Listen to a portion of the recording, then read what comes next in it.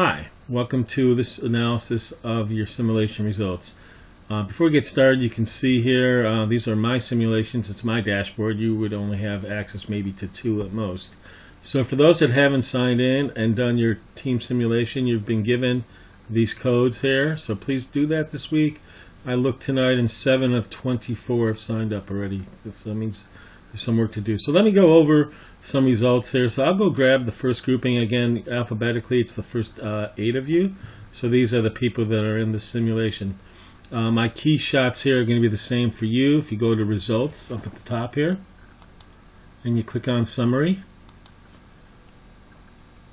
and then you click on you only see your summary, but here you can see everyone's details. So you can see how much people have spent. Everyone in this simulation made decisions, so there's nothing odd here that is worth significantly going over.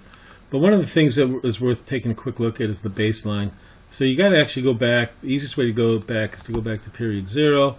Hopefully you've already downloaded Microsoft Project or Project Libre or something that you can view these files. What you want to do is click on View the Project Plan. Again, this is the best way to get this information. There's other ways to get it as well. I'm waiting for this plan to download. Oh, here it is. Yeah. Well, downloaded for me earlier, so I'm just going to pull it up from a previous screen. So when you pull up Open Microsoft Project, you're given sort of a dead-end file, I like to call it. And so I believe that's the document I just downloaded. Yeah. And actually that's not the document, darn it. I'm going to have to pause the recording here. Just give me a moment. I'm going to pause. Oh, welcome back. Okay, this is the file that I downloaded earlier, which is the period 0 file. Again, you're not given much to go on, so you got to open things up here, see what's going on. I actually like to get the summary tasks in here, so if you go to Format, and this is the similar on most versions of the software, you click on Summary Tasks, you can see the start date, which was September 7th, finish date August 23rd. And so if you're trying to figure out what the baseline and the duration, just under 251 days. So if you're trying to find the baseline or when this first period was supposed to end, you got to go down to the milestones at the bottom here, and you can see milestone 1, November 16th. So that was your target date. That was your target date. Keep that in mind. If you go look at, I took a look at all the resources and tasks required in period 1 and gave you a budget for that. And that's all in that baseline budget information, just under $53,000. So let me go ahead and pull back up the simulation. So again, November 17th is our finish date. So if we go look at period 1, and we'll do this for a few different simulations. So Shayna, she actually got finished a little early, like almost 3 weeks early. We're going to talk about finishing too early later on. But for now, you're practicing, so don't worry about it. But I will have some talk about that when we talk about risk management. So that's what 100% means. For earliest 100%. Theodore was the slowest, and Theodore finished, wow, pretty late. Some bad things happened. I'm guessing, Theodore, you sent a bunch of people to training. Guess what? All that training happens first, and as a result of that, you delayed the project. So you did maybe some odd things with resource allocation too. So we should have a chat if you're not sure all the mistakes you made, because you should not have ended this thing 3 months late. So that's on the range. And then it looks like, though, even like if you look at someone at 60%, Kelly, you probably didn't do too bad. I know that 60% doesn't feel great to you, but you only finished a couple weeks late, December 12th. It looks like you didn't quite have some good assignments on resources. So that's what time means, and that's what the score means. First place gets 100%. Last place gets 0, and everyone gets sort of sandwiched in between. The good news is everyone in this simulation made decisions, and so there's no need to take a look back at what was going on there.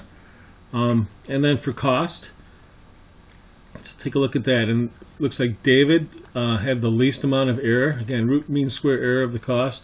And it looks like he had very little unallocated resources and spent apparently the least amount in this period at $60,000. And moving further, let's take a quick look at Theodore. Again, we saw that earlier. Theodore spent a lot of money on training, probably spent the most in this period.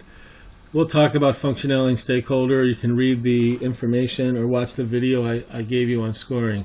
So I'm going to pause this video and move on to the other three simulations just to give you a quick overview.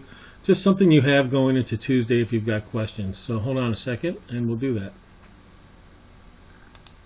So this was the second simulation. This is Group B. Again, alphabetically the next grouping of students. So again, Tristan, October 27th, a little early with respect to time. And Kevin J, which is sort of surprising. Kevin, you're so late. Let's take a look at that. February 3rd of next year. So again, I bet resource allocations were not at 100% on tasks. Something caused you to be late because you even, the computers beat you out. Michaela and Phil and Monique all didn't make decisions, and so the computer made decisions for them.